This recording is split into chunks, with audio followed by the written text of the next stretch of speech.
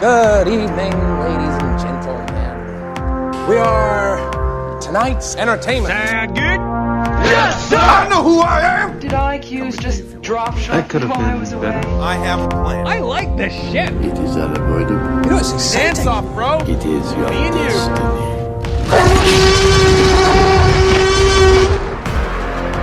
Welcome to the Atlantic Screen Connection podcast. Let the games begin. Welcome to episode 2 of Atlantic Screen Connection with Jason and Lee. How you doing, Lee? I'm doing fine, Jason. How's yourself? Hanging in there with not watching Mr. Robot. That's how I'm doing. Another week goes by. And another robot missed. I couldn't care less because I hate that show. I'm still meaning to watch it so I can get a general grasp. It baffles me when I see the trailers. I think, why does Jason hate it so much? What could it have possibly have done? It's just doing everything that I've already seen before. I'm just bored by it. It wants to be intricate. It wants to be smart, but it's not. It's filmed extremely well, but it's filmed in a way that we've grown accustomed to. But Luther was filmed exactly the same way. It had these Kubrick-like shots and whatnot, and it's just so devoid of anything reasonably new and worth talking about that it just becomes so boring. And plus, this guy is like this weird-ass junkie at the same time. I'm like, oh, really? Can he have any more afflictions? Anyway, so, yeah. That's not today's topic. I'm watching Edward Scissorhands with the computer. That's all I'm doing. Yeah, and so, right, cool. So, today we're going to be discussing, obviously, the trailers we saw this week. We'll be discussing some of the movies we saw this week or TV shows. And we're going to finish that off by discussing Suicide Squad. Now, there's a caveat to what we're going to be discussing with regards to Suicide Squad. We are not going to be giving an analysis of the film per se. We might actually reveal a few spoilers, but we wanted to talk about just a little bit of the reception that Suicide Squad and if it was deserving or not. We figured that because there were so many reviews out there already concerning Suicide Squad, including my own and Lee's, if you guys want to know what we thought about the movie, we'll drop a few little hints here and there. But if you really want to see it, just go visit our respective websites. Mine is at Film Faculty, Lee's at Big Picture Reviews. We're not necessarily on opposite sides of the I wouldn't consider us on opposite sides at all. No, exactly. But I think Lee had a more critical approach than I did. I had more of an emotional one. I wanted to just set the record straight with a couple of things that we might get into a little bit later. So once we're done reviewing what we saw this week, we'll get to Suicide Squad. So that brings us to our first segment, which is what did you watch this week? And so we'll start with trailers. Go ahead, Lee. Yeah, I saw, only a couple of trailers this week. And to be fair, it was the easiest week of all, since the two trailers I did see were, I think, less than a minute each. Oh, okay, cool. I seen Dunkirk, and I seen Arrival. You're bound to have seen them too anyway, so what have you seen in regards to trailers? Oh, I've seen Dunkirk and I've seen Arrival, two films that I'm looking forward to. I wasn't expecting Arrival to come out this year. I talked to Sean Levy, the guy who, like I was saying last week, that he was the guy who produced Stranger Things, but he also happens to have produced Villeneuve's Arrival, and I was surprised to see a trailer for it drop so early because it's actually coming out in November. I didn't know that this was coming this year. Wow. So yeah, and I also saw a trailer for Anthropoid and for Resident Evil, the final chapter. Oh my. Yeah. I only heard about the Resident Evil that there was a final chapter, I think, yesterday. I didn't even fucking bother with the trailer.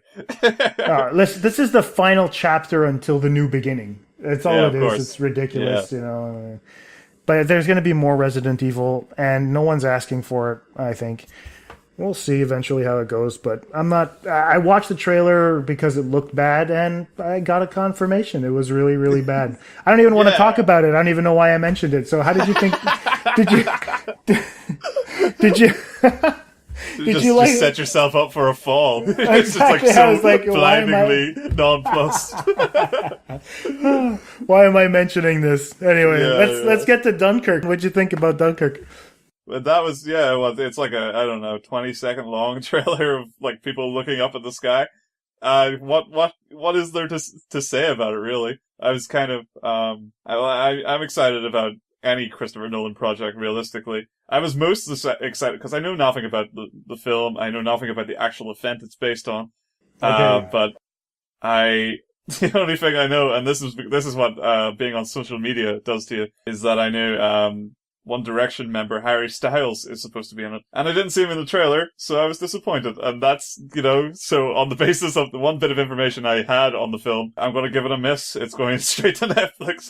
Yeah, well, I don't know. I liked the trailer very much. I wasn't looking for Harry Styles, and I completely forgot that he was there. Yeah. A lot of people have been talking about that extra that has a smile on his face. Oh, really? Which is, to me, beside the point. Stop looking at him, for Christ's sake. It's probably this cut is probably going to not even make it in the movie.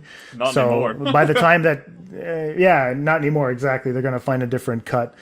Anyway, I'm looking forward to it. Like you said, I mean, every time Christopher Nolan puts out a movie, I get excited because usually that means we're going to get a quality picture. Mm-hmm.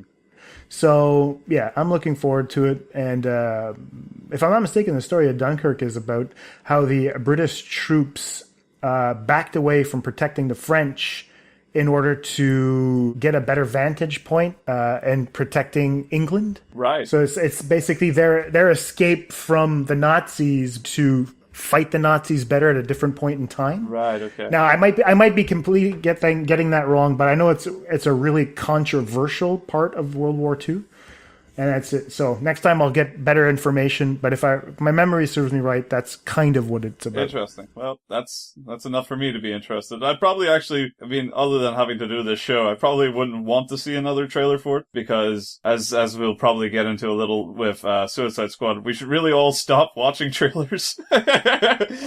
Oh, definitely. I'll echo that sentiment 100,000%. I know that doesn't exist, but I'm going to agree with you. And we'll make a pact right now. We've seen the teaser for Dunkirk. If there's a new trailer coming, let's avoid it. We'll mention that we know it's available and that we've refused to watch it because we want to go in. That's good. To fully experience the movie. It's a good way of looking at it when you know that you're already sold on something. You know you're going to see it anyway. What more do you need to be sold on? It does all we do by watching another trailer is we stand to lose interest at this point. So let's just fucking do it. Yeah, I'll take that pact. Cool. All right, so next up would be Arrival. Denis Villeneuve's Arrival. What'd you think of the trailer? I thought it was pretty cool. It's an alien invasion film. I'm sure if it's anything like the last two Villeneuve films, it'll have a tinge of artsiness to it. But hopefully mostly will be just a well-crafted experience with some good acting, and I'm right on board with that. Yeah, like I said earlier, I wasn't expecting this movie at all, and now that I've seen the first teaser trailer, this might actually be another one that I'll just simply refuse to watch anything else. Good idea. And head into the theater just completely, all right, impress blind, me. Yeah. This should be really fun. I can't imagine gaining any more information and actually being more interested than I am now, so. Yeah, and I think that what might happen, sadly, is that they're going to have to reveal, most likely, specific parts if it's more of an action movie, if it's more of just like sci-fi. Do they sit down and have tea at one point? I don't know. But these are all things that I kind of want to avoid because from what I've seen so far, it can go either way, and I kind of want to stay surprised in the movie theater. Agreed. So that's good. Good for teasers. It's a good week for teasers. It's a really good week, yeah, because we got another teaser for Rogue One, and the trailer's dropping on Thursday, so that should be interesting as well. Great. And there was another trailer you said you'd seen? Yeah, I saw Anthropoid. It seems like they're trying to bring about, again, World War II movies. And this Anthropoid movie is, I think it's directed by Sean Ellis. The name rings a bell. I don't remember exactly what that guy directed. What it is it's a World War II thriller about Operation Anthropoid, and it's the mission that these people conducted to try to assassinate SS General Reinhard Heydrich. And It's got a little bit of a Valkyrie tone to it. I was just about to say, it kind of has something of the same kind of plot, to Valkyrie.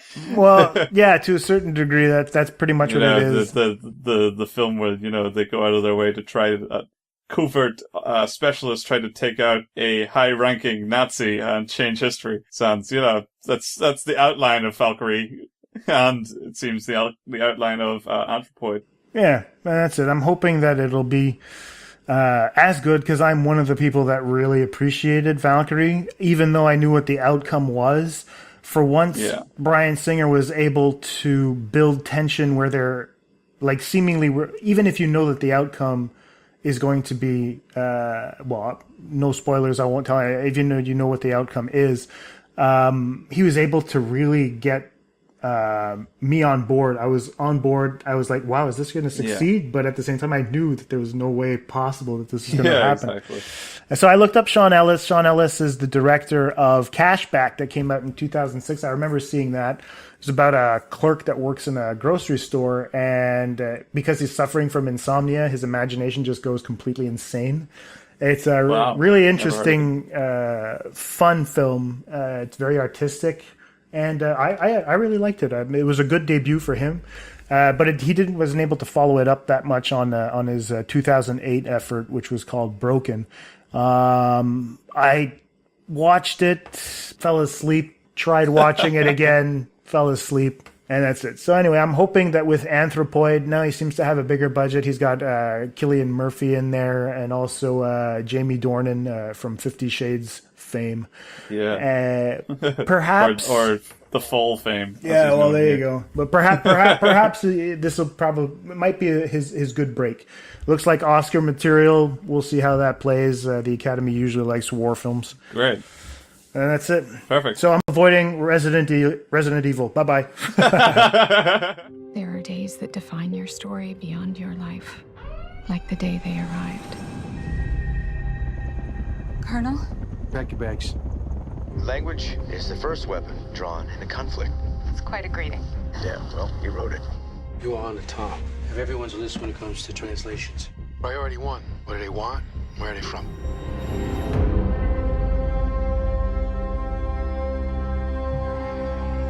Not everyone is wired for what you're about to do. So what do they look like? You'll see soon enough. Every 18 hours, the door opens up. That's where we go in. It's time.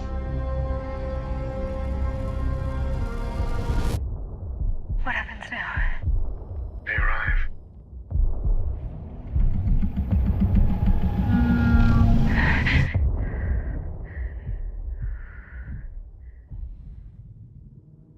Any movies, sir? Yeah, man. I've seen 2 films. I'm not sure which. I think one came out last year, one came out this year, and that was Dope and The Lobster, which I'm very excited to talk about. Both of them. How about yourself? You see anything interesting?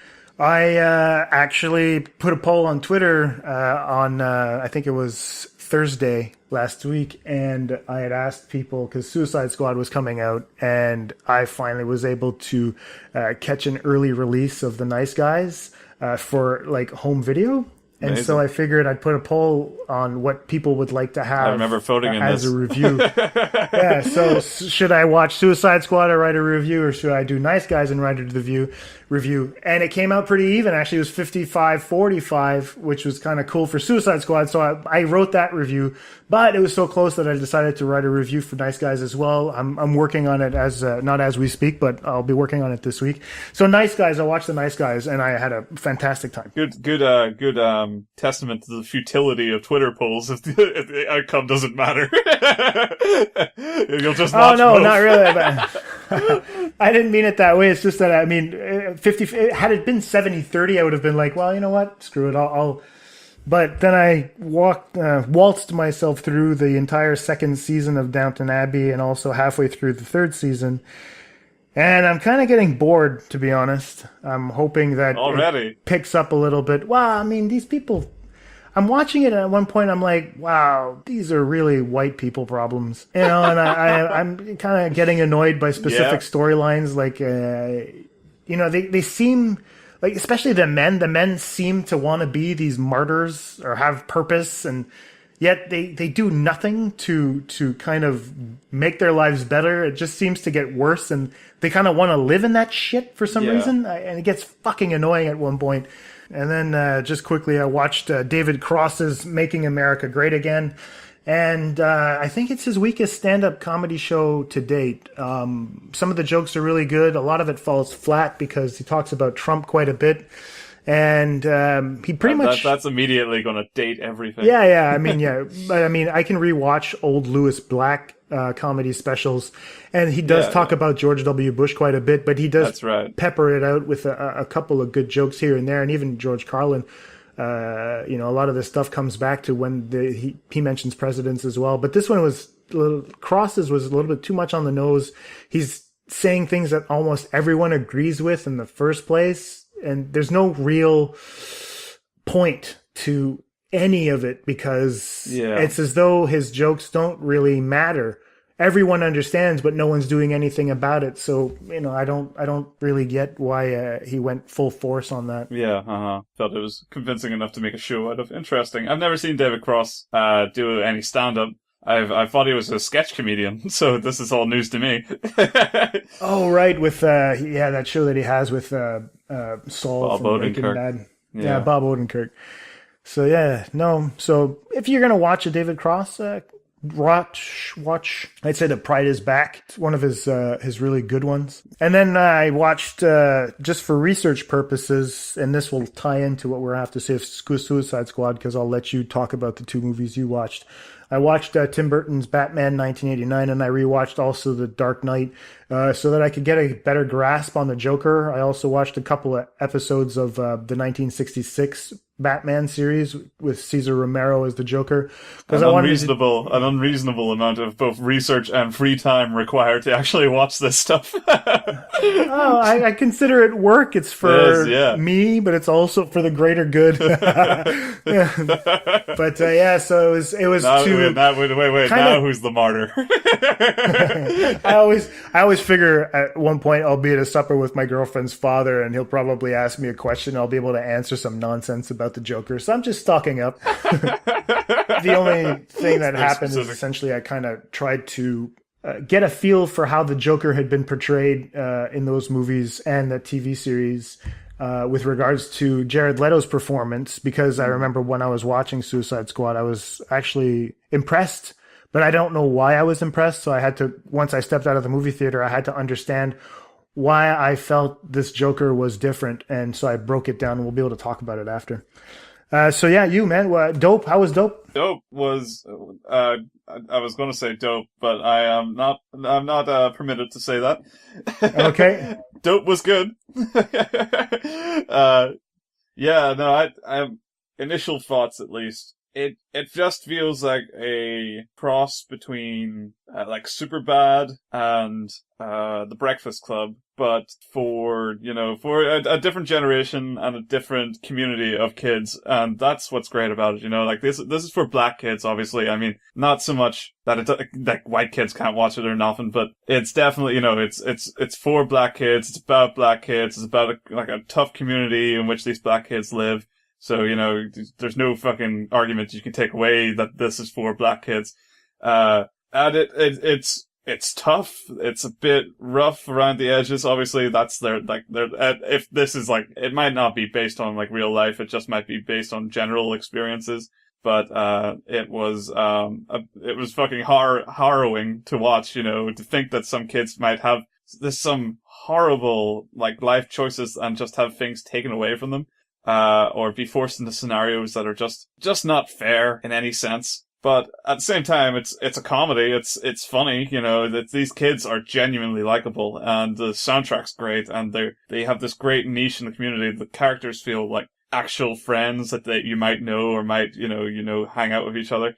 Lots of great things to say about the cast, and lots of great things to say about the setting and how the film is handled. I genuinely just had a great time. Would say at the very end it gets a little preachy, but I wouldn't say it's a deal breaker in any sense. I think it was a really inevitably uplifting film and very useful for any kid.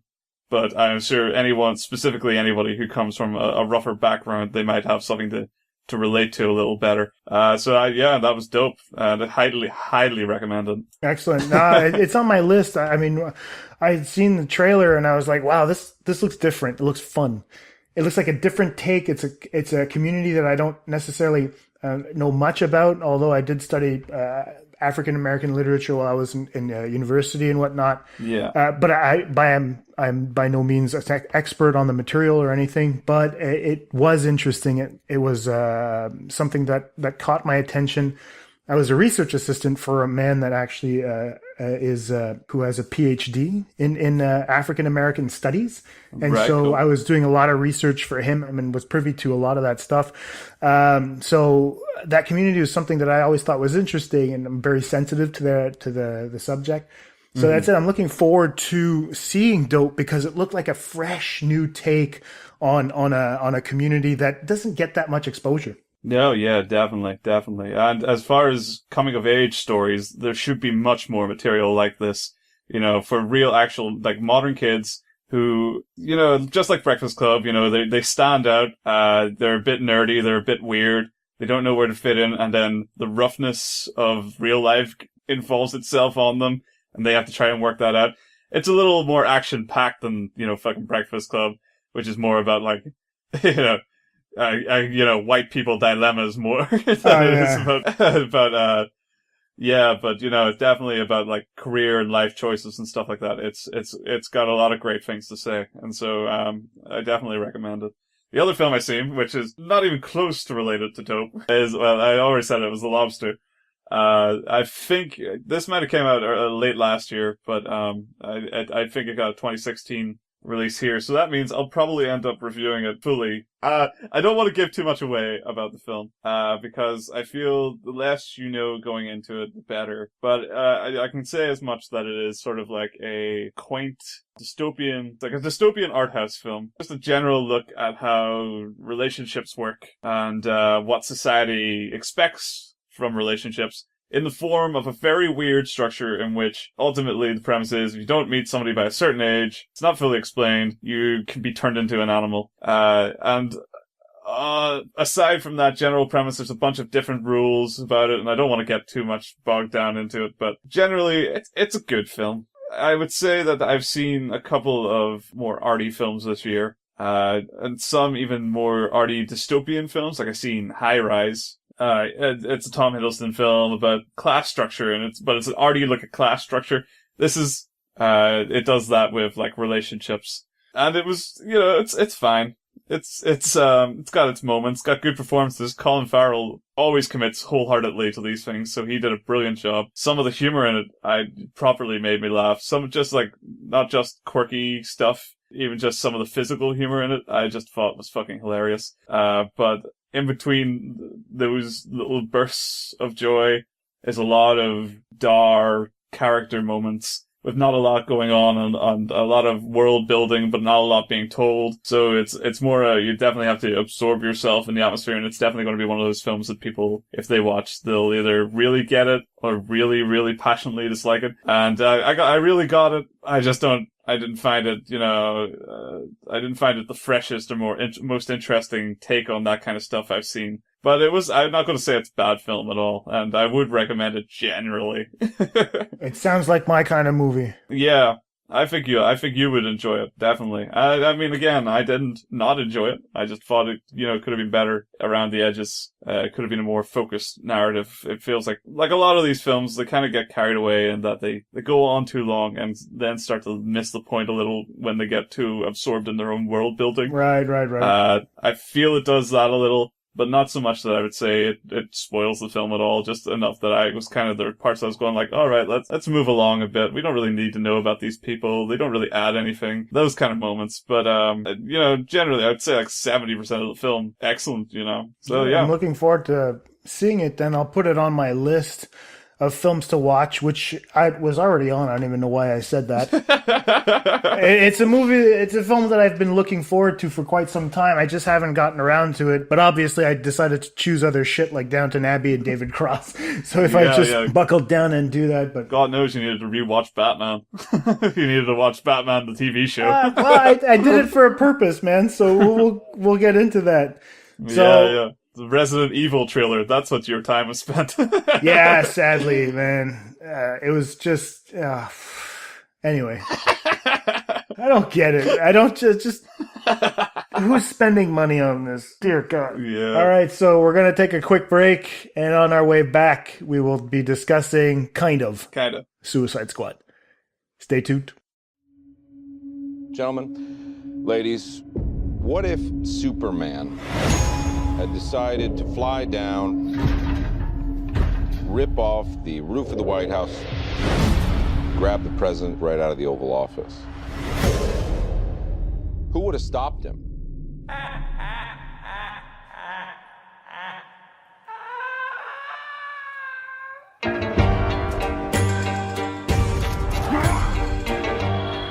I want to build a team of some very bad people who I think can do some good. Y'all jokers must be crazy. I'm not just one of y'all many toys. What? Tell me what to do. This is the deal. You disobey me, you die. Try to escape, you die. You got a boyfriend? You irritate or vex me, I'm known to be quite vexing. I'm just forewarning you. you die. You don't own me. If they get caught, we throw them under the bus. Don't tie me down, 'cause I never stay. What a ride! Let's play. Come on, got some better too? Light it up! I love this guy.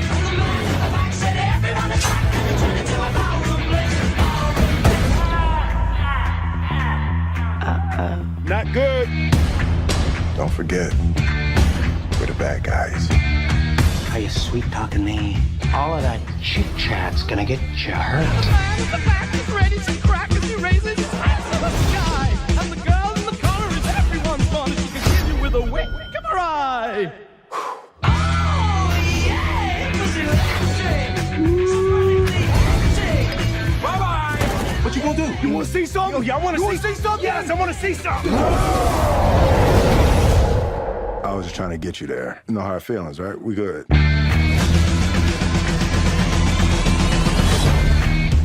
What you having? Beer. Whiskey. What am I, 12? How about you, hot stuff? Water. That's a good idea, honey. Welcome back, everybody. We're going to be discussing Suicide Squad, not necessarily in detail, but rather nitpicking a little bit about how reception for movies and overhype might actually be killing interest in going to see movie and reviewing them favorably. So what do you think, Lee? First of all, I just want to get into it. Did you enjoy the movie at all? And not in a critic's mind, just as a person going to the movies. Did you have fun? Yeah.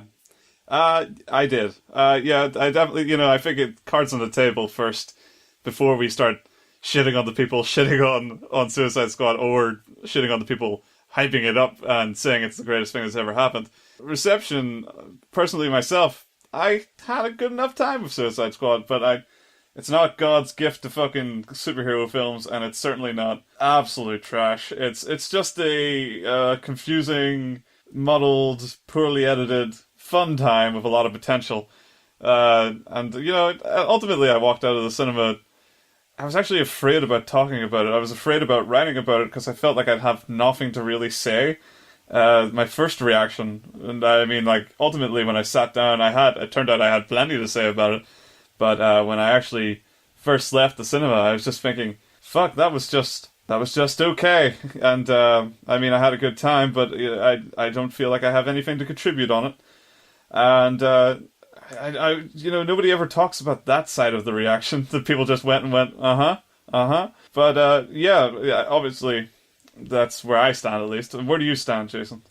I stand exactly where you're standing. The idea that movies now are either good or bad kind of gets to me, because I've watched a bunch of average movies in my life, and I think that Suicide Squad feels exactly like it should be as an average movie. And so that's why my initial reaction to the movie, I decided, and this is one that my girlfriend got annoyed at me very much so, because I spent an entire weekend talking to her about this to the point where she was like, all right, you've got 15 minutes, use it wisely, because then after that, I don't want to hear about it anymore. And my first reaction to it was, I walked into the movie theater as a 12-year-old boy. I just mentioned that as an adult, I didn't walk into the theater. I left the adult me at the entrance, walked in with the most open mind, the most open-minded I could be, and then just sat down. I didn't even bother buying popcorn. I bought water. That's not I figured if the movie's going to be child at all. Yeah. No, but I figured if the movie's going to be bland, at least I'll be drinking something as tasteless as the movie. And so I figured, you know what? I'm just going to try to enjoy this as much as I can, because these are characters that I grew up with and enjoy. Yeah. And I had no interest in the movie to begin with. I wasn't convinced. I thought that the trailers were a little bit too clever for their own good. Mm-hmm. You know, they were short little films. They seemed fun. They seemed to be playing on the soundtrack quite a bit. You know, Bohemian Rhapsody was there. I thought it was a very clever use of music in trailers, and it was very, how can I put it? Enticing. You wanted to go see what this was, because it looked more like a comedy than anything else. Mm-hmm. It felt like, you know, some trailers exist to sort of warm you up to the idea that this is what you're going to see. You're going to see it anyway.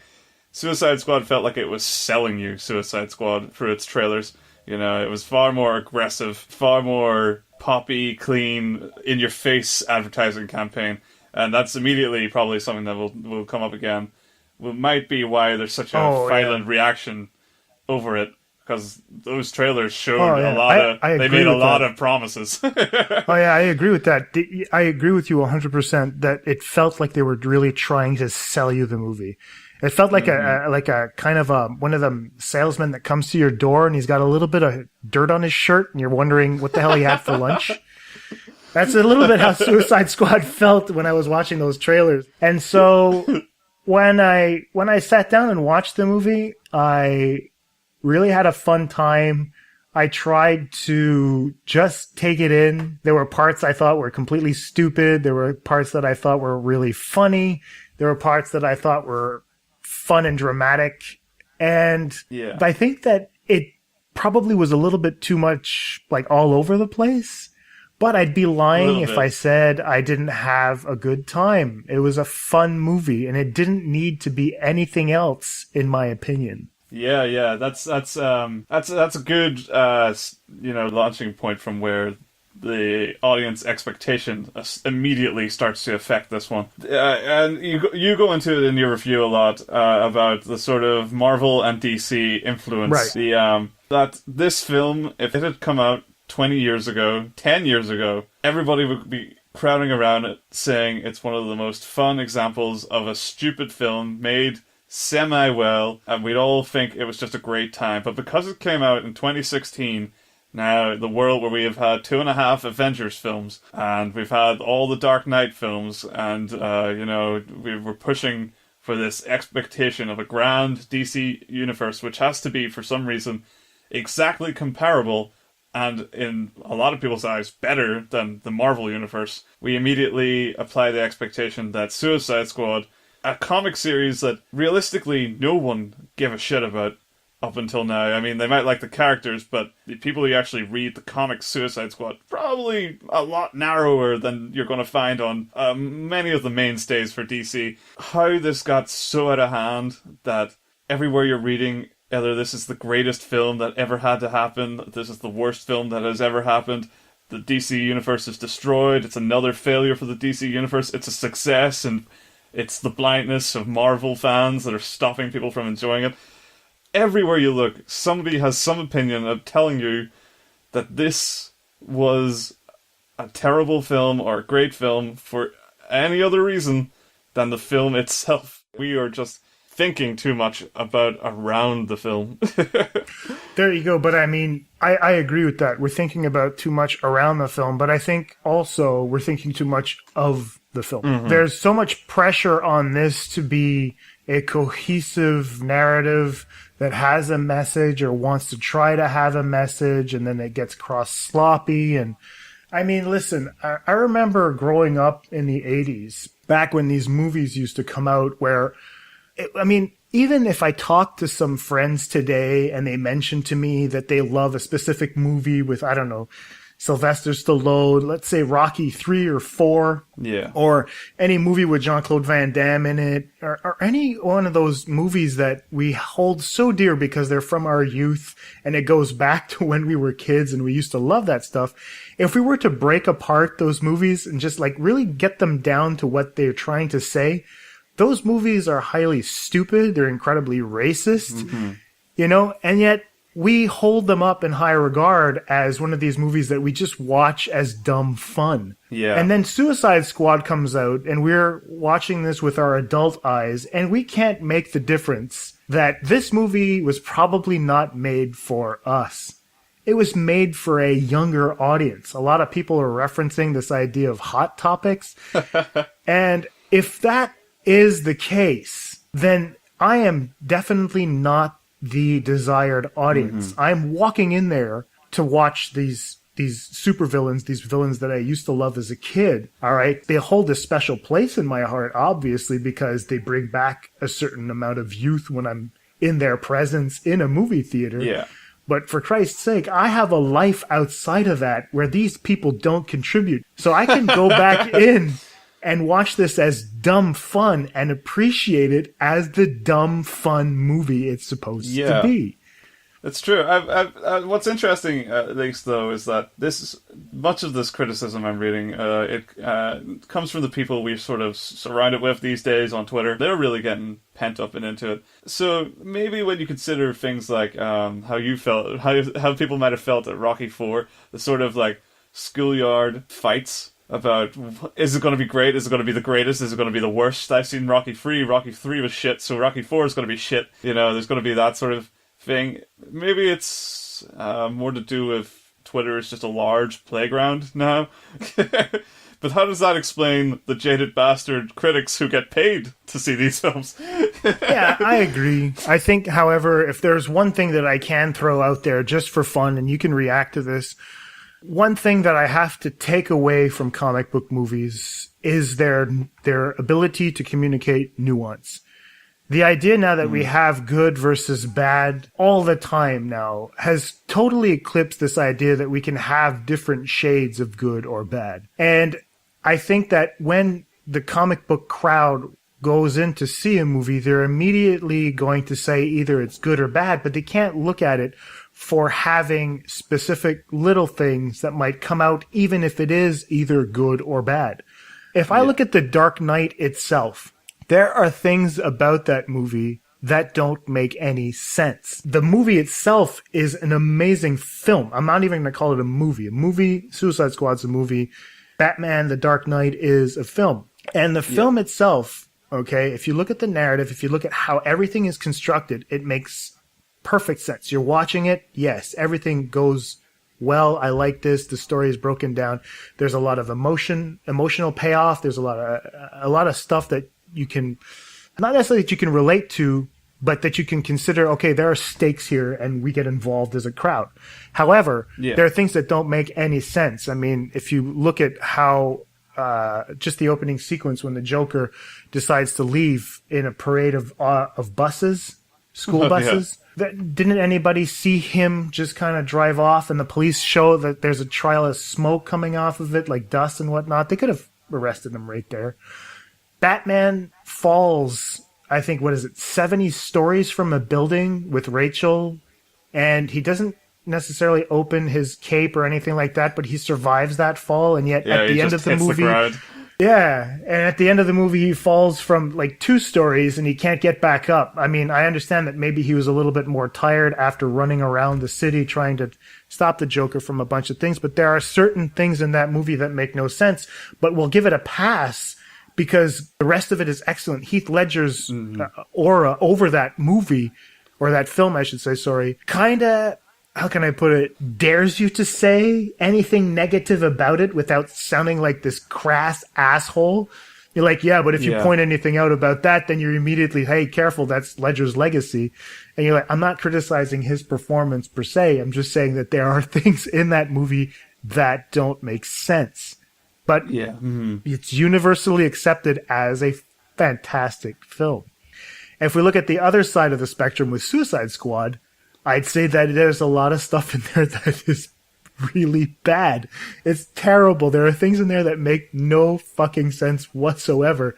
However, out of all that, there are things in it that are really good.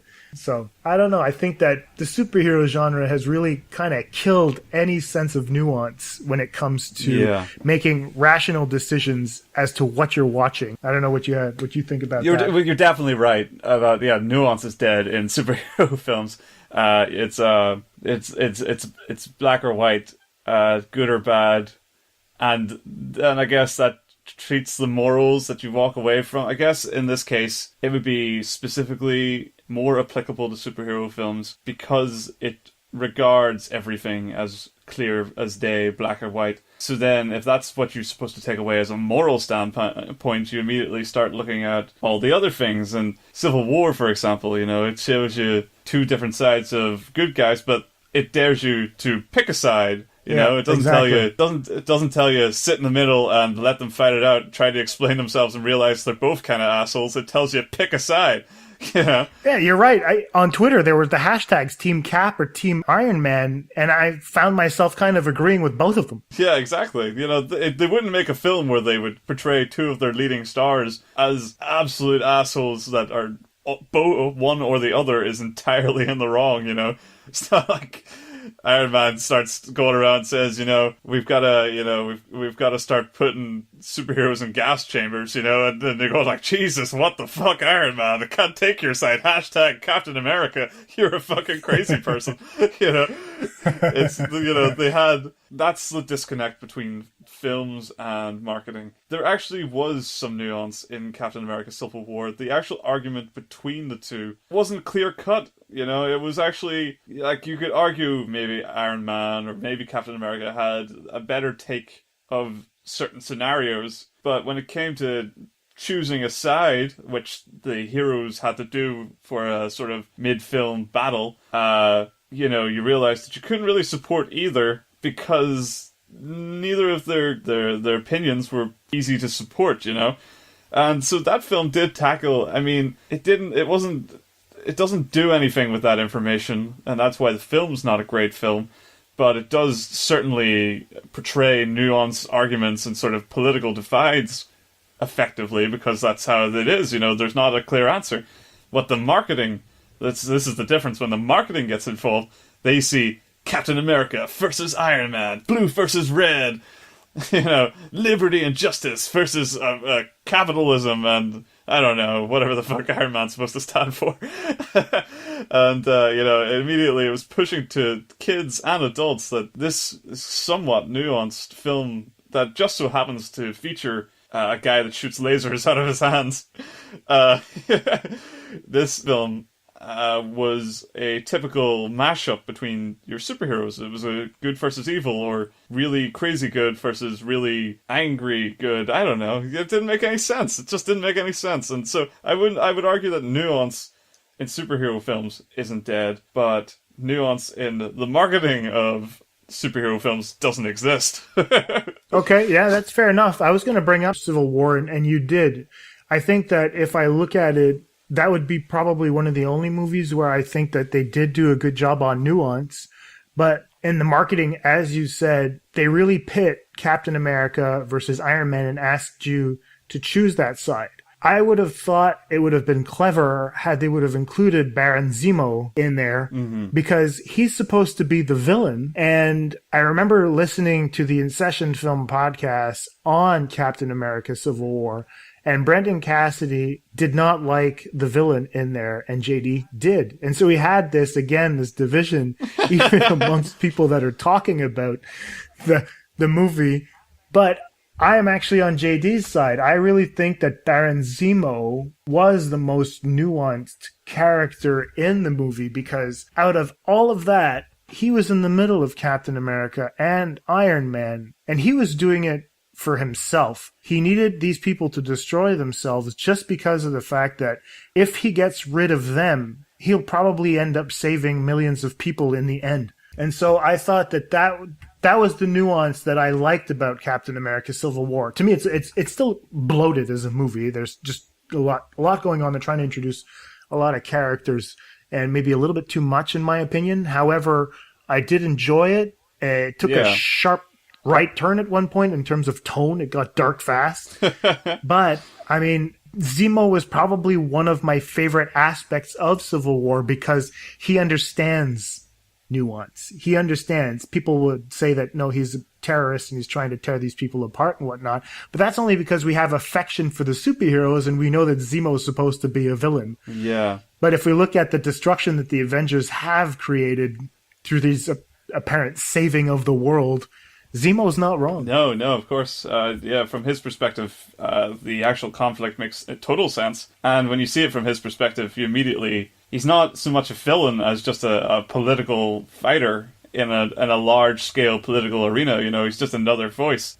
His one just happens to involve, turning two guys against each other. You know, he's not even going out of his way to fucking kill them himself. He does kill people in the film, to be fair, so that does make him a villain. But but what I wanted to do was I wanted to turn the conversation onto hype, because 2016 has been a big year for hype, and we've spent a little more time talking about Captain America than we ever did about Suicide Squad.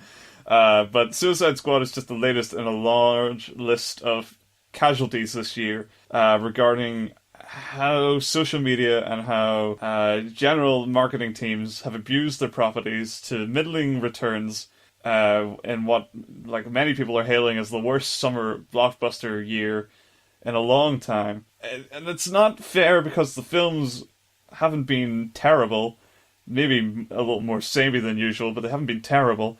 What's different is that we've hit a critical apex of how much fucking crap we can swallow, how hard we can be misled by teams, and how disappointed we'll be in return. What I saw on Twitter, and I saw it was a funny little thing.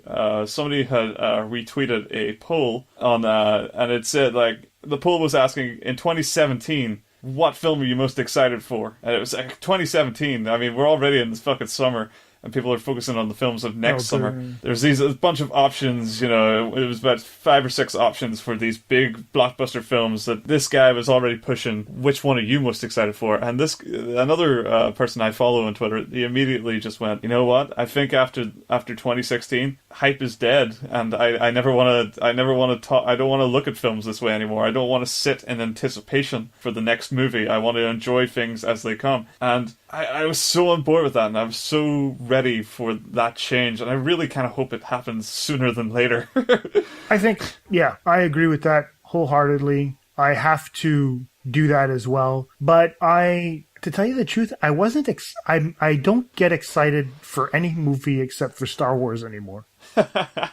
I look forward to seeing it. Yeah, that's why. I mean, after The Force Awakens, to me, The Force Awakens is a genius movie. Mm-hmm. I love that movie so much, but that's for another time. And those are the only movies I'm rooting for. I want to see the movies, but I have not really. The only way that I've given to the hype is that seeing as that now that I review movies, I look forward to going to the movie theater because I've always enjoyed the environment of a movie theater. And so I don't necessarily try to give in to hype that much anymore because, first of all, I don't necessarily have access to all the movies that are going to be coming out, except for the big blockbusters, seeing as that where I live, very seldom get English movies. But I also try to steer away from any people that are revealing way too much information about the movie.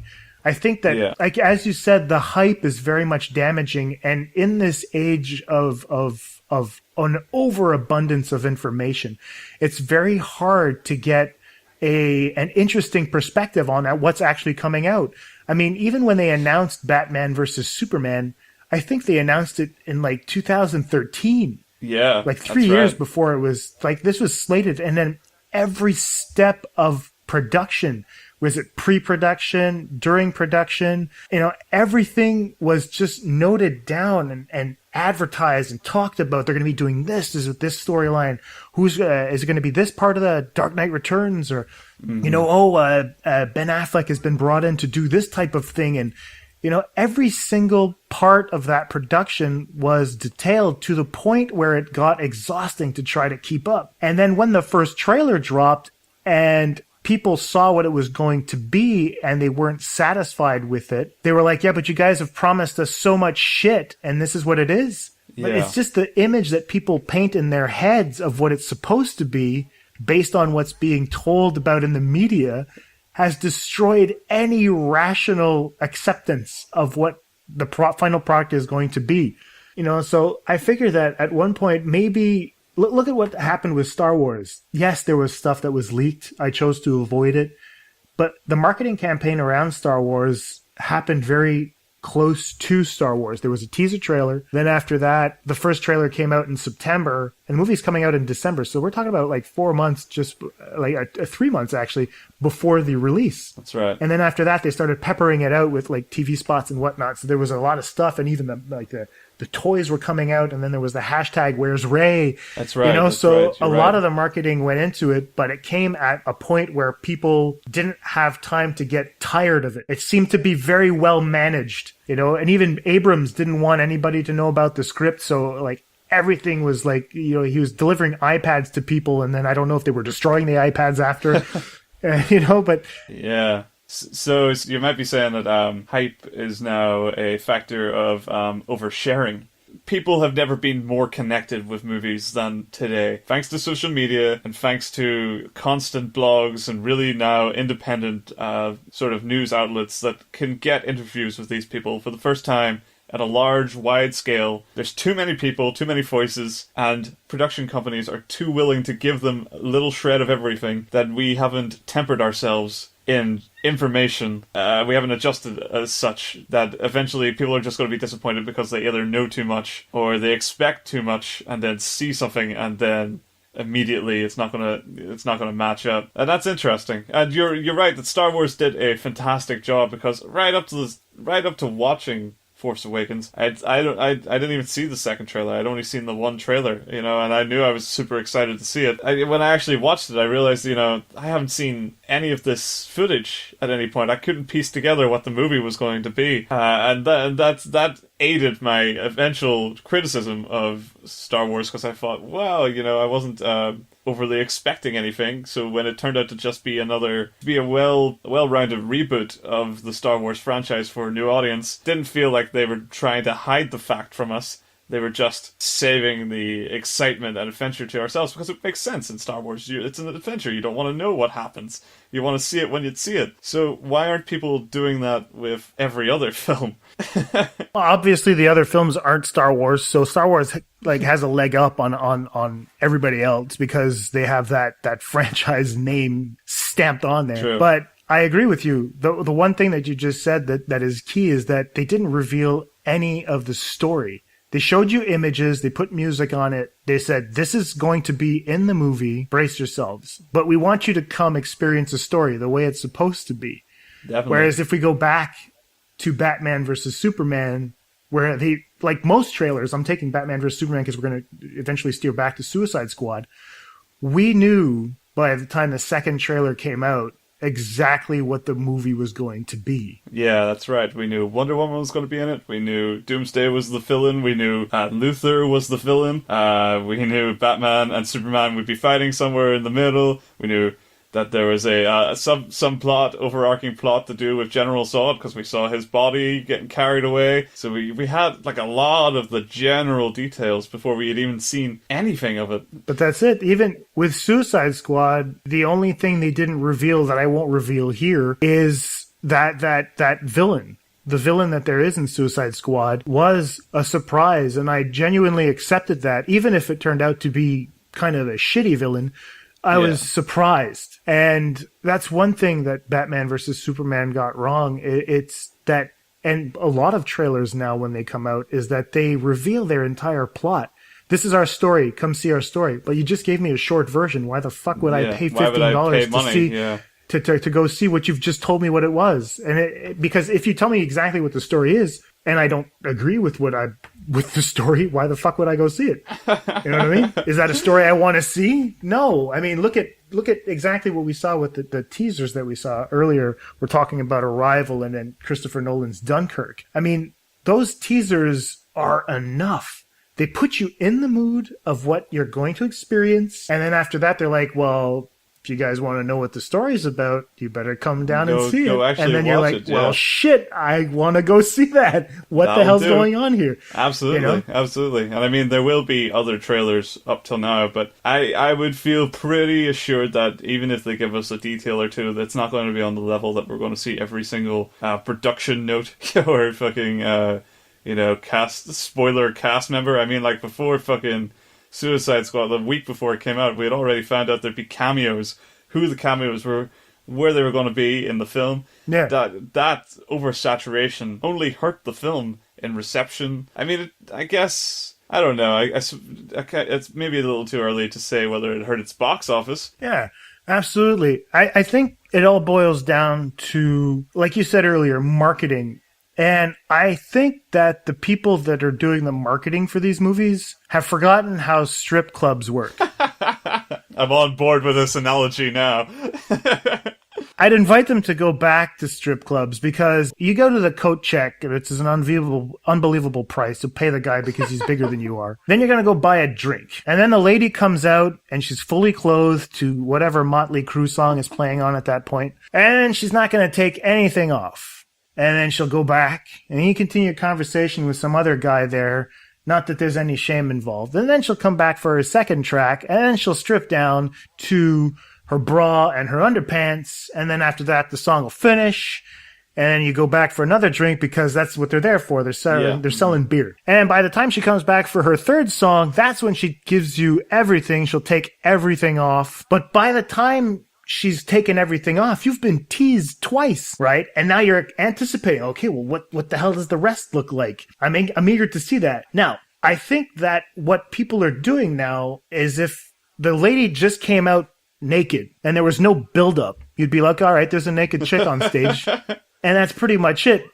I mean, you'd gawk at it for a while, but then if the second stripper came out and she was completely naked, I can guarantee you by the time you got to the fifth or sixth stripper, you'd be completely desensitized and wouldn't give a shit. And so I really think that these guys should go for the more, let's say the second dance, where you kind of reveal just a little bit, but you don't give everything away.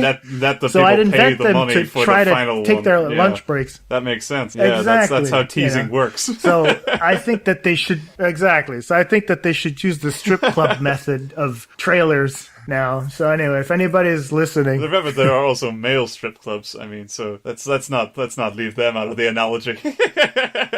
Oh well, I mean, sorry, ladies who are listening right now. Yeah, for the guys too. I mean, and I'm pretty sure that half the strip clubs that these ladies go to, the guy doesn't even strip down to his bare ass. I mean, he'll probably be wearing a thong with a fire hose on or some shit like that because ladies are there to have more fun than guys. No equality. There is no equality in this world. None whatsoever. But yeah, so now it's gotten to a point where they're going to have to dial back just so that they keep me interested because I've become completely desensitized to any of this stuff. Suicide Squad, I stopped watching at one point because they seemed to be trying way too hard. Like you had said to me earlier, they were trying to sell me something, and I knew in my right mind that if I got my expectations too high, there was no way I was going to appreciate this movie. I did watch the trailers. I was very much disappointed because, and you put your finger on it. They were selling me something. I hadn't realized it until you mentioned it earlier. They were selling me something, and usually salesmen have a hard time with me. I'm a bit of a pig-headed asshole when I want to be. But this time I decided, you know what? I can't give in to whatever the hell is going on right now. I have to go in with an open mind. I have to see what's what. And I'm by no means a Suicide Squad apologist at all. There are glaring problems with it. And one of the problems is the audience. The audience that has been, obviously misled a lot by the companies that are selling this. Anyway, But yes, that's everybody's to blame. The moral is everyone's at fault. Okay, well, you can see it your way. I think that shame on you for having too high expectations, in my opinion. It's a fucking movie. Yeah. And it's called Suicide Squad. There's no way I'm comparing this to The Godfather. I remember reading on Twitter just the other day, there was a guy that said, I can't believe that 9 Lives is, I'm having a better time watching 9 Lives than I did watching Suicide Squad. Off. I was exactly. I was like, that's the same to me as saying, I had more fun watching The Godfather than I did The Spy Kids. And you're like, you're obviously not the audience for that. What are you talking about? Nothing relates those two films together, you know, so why? I don't get, but yeah, anyway. But that's it anyway. So I'll just get in quickly to why I wanted to talk about that. A lot of people were comparing. I want to look at the performances. A lot of people were comparing the Jokers. Yes. People saying like, "Oh, the Heath Ledger is never going to be beaten," and they're comparing Same problem. The performance. Same problem with the Spy Kids Godfathers comparison. Exactly. People seem to forget that these are very different movies. There are very different takes on the Joker. So that's why I remember tweeting out, like, there was a poll that came out, who's the best Joker? And I said, shouldn't this be reworded as who's your favorite Joker? Definitely, yes. You know, because it depends. Yeah, my favorite is Heath Ledger. It cannot be. And the reason I like Heath Ledger's performance is because I like creepy fucking crazy Joker. Yeah. I like how he was able to be this unhinged guy. But I also had to delve into why I appreciated that. And that's why I posted this on my second review of Suicide Squad, which was the more adult review, what was wrong with the movie and whatnot. But I did break down the performances of the Joker, and I came to a really interesting conclusion because a lot of people were saying that Jared Leto's performance was a little bit more along the lines of Cesar Romero's from the 1966 Batman. And I kind of figured that the only reason that people would think that is because it was the only time that the Joker isn't contrasted directly with Batman, but rather to the villains that he's around. Yeah, good point. And so, like, when I rewatched Batman, Tim Burton's Batman this week, I realized that the Joker himself is a contrast to Gotham aesthetics, right? As Jack Napier, he's wearing these really nice suits, and they're kind of they're a little colorful, but as the Joker, they become flamboyant. He becomes over the top, which is a complete contrast to the drab nature of Batman, never really smiling, just dressed in black. You know, so this idea that even Gotham, the landscape of Gotham being this really dark and gritty Gothic nature was completely in contrast to the Joker. You could even say about this idea of tragedy and comedy masks that are actually being compared in Tim Burton's Batman. And again, I thought that was funny because even in Christopher Nolan's The Dark Knight, Ledger's Joker is also, again, in complete contrast to Batman. It's as if he's a symptom. He becomes this opposing force. He even says it in the movie. An unstoppable force meets an immovable object. That's right. Right? The Joker himself, I say that even his disheveled makeup is in complete contrast to how Batman's suit is neat and organized, right? An efficiently designed suit. He's unpredictable, whereas Batman has a one rule, so he's predictable in the sense that he won't kill. Joker's trying to break that. Joker's twitchy. Batman is reserved and usually calm. He doesn't necessarily overreact except for that scene where he smashes the Joker's face on the mirror. So where Batman represents this kind of organized crime-fighting style, the Joker is this chaotic other thing, right? Yeah. So they're always being pit one against the other. Whereas in Suicide Squad, the reason why I really appreciated Leto's performance is because he isn't contrasted to Batman at all. No, yeah. He's his own character. He's defined according to his love for Harley Quinn and how he handles the criminals around him. He has one scene with Batman and they don't even interact. And so this opens up a world of possibilities to where Leto can take this character. And I'm actually looking forward to it because now we don't know who this Joker is. And that's something to look forward to. It's true. Yeah, we just know he's good at his fucking job, but we don't know, what defines him on any real character depth level. And that's great. I mean, people, again, were disappointed by that because we didn't see enough Jokers, so we don't know what the Joker's like, blah, blah, blah, blah, blah, blah, blah, blah. That's the marketing's fault for letting you think that the Joker was going to be in the film for any real length of time. But what we saw of him, I'm excited. I think that level of having him introduced here so that we can get out of the way how he reacts with Harley and so on. Yeah. and then we can focus on what makes him interesting himself in his own film or with Batman or whatever. That's going to be a more exciting thing to learn as we go along, and it was better to play that card now than to wait and try to force it all into something that might be, in the ideal world, a tighter narrative. Especially, I mean, like, I don't know what the fuck the Justice League are going to be fighting. I don't know who they're going to be. I assume Joker's in for the Batman solo film. I don't know who's rumored to be in the Justice League so far. Hopefully not the Joker. But it's going to be It's going to be Steppenwolf. Oh, good. Thank God. I have no idea who that is. Oh, well, you're going to have to read the comics, man. But yeah, Steppenwolf is one of the older villains that's been around the DC universe for quite some time. Great. So yeah, he's a god. He's a god of some sorts, and they're going to need, obviously, Superman to come back. I don't know if he'll be back in Justice League 1, but you see, that's what I mean about oversharing. We already know the main villain, which is useful in an observational light this time, so we don't have to worry about the Joker being the main villain. But generally, we could have gotten by without needing to know. But on top of that, I already know Superman is going to be in Justice League. The guy who actually plays him is out filming with the team at the moment. So, I mean, I know he's going to be there. To what extent? I'm sure we'll find out in a fucking trailer or two. He'll probably come in like 5 seconds into the next trailer. It's like, Superbad's dead. And then he's like, am I? Yeah, that's what sucks, is that was so poorly handled in Batman versus Superman. Terrible. Superman's death was supposed to mean something, and it didn't mean anything because we didn't even get to know him. No, not at all. Well, we sure got to know what he stood for, though. He stood for Jesus. Oh yeah. I'm hoping for a Harley and Joker movie, which would be really interesting.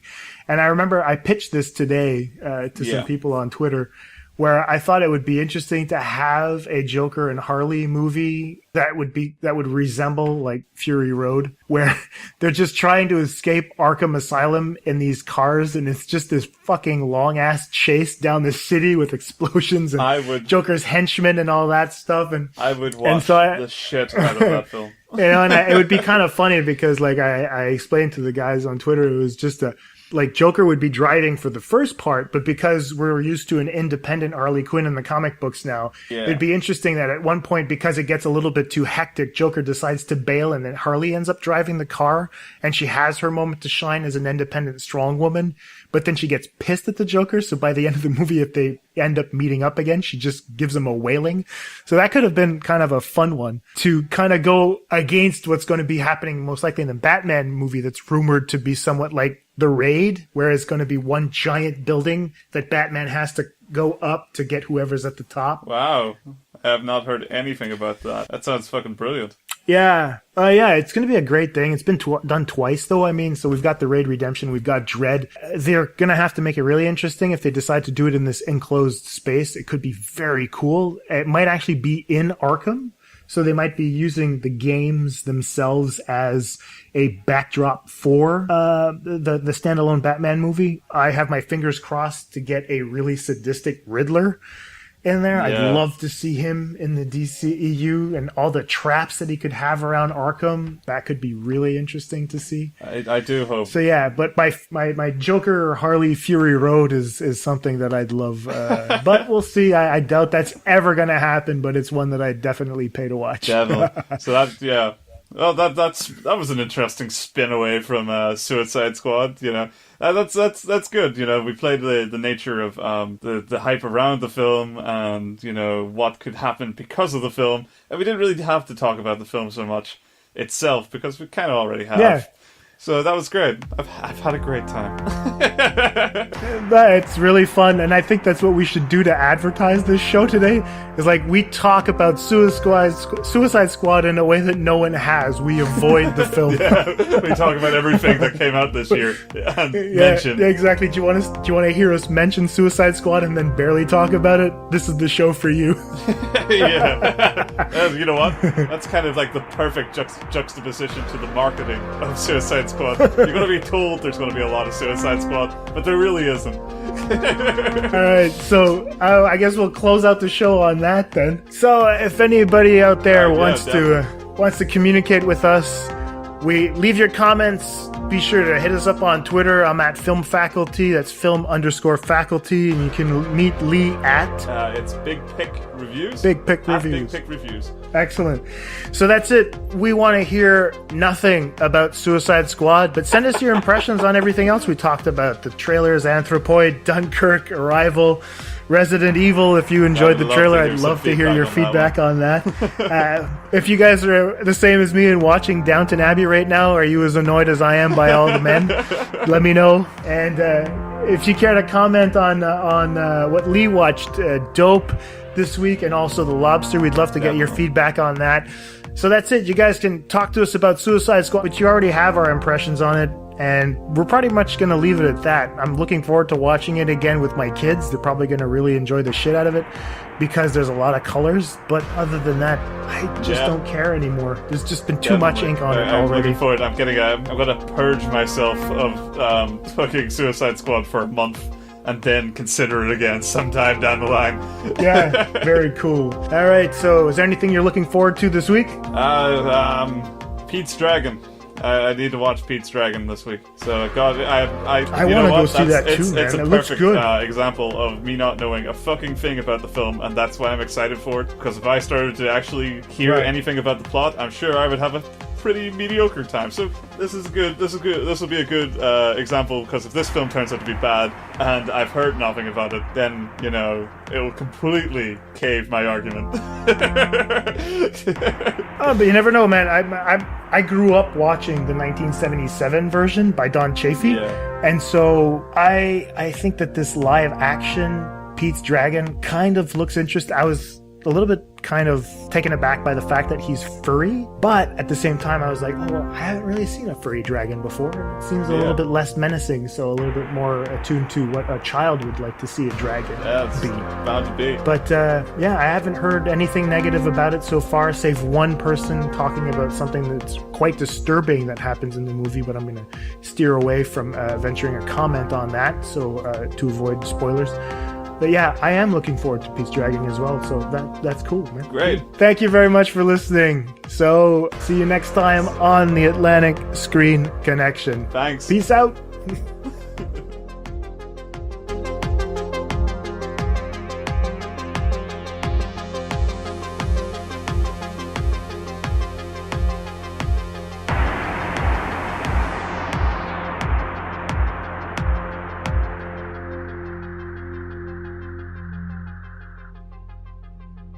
This conversation can serve no purpose anymore. Goodbye.